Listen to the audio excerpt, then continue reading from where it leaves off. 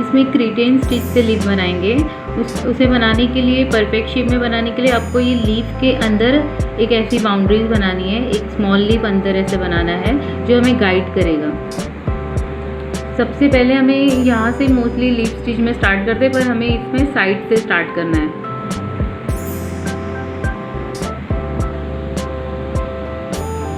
इस तरह से, और इसके जो टॉप का जो पॉइंट है उससे हमें इस तरह से निकालना है, ऐसे।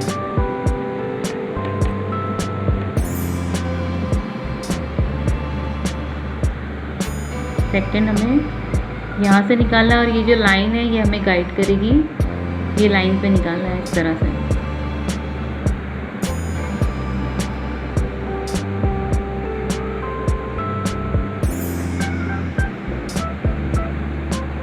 इस साइड से ये लाइन में जाना है, जो लाइन जिसके करीब है ये लाइन को फॉलो करना है।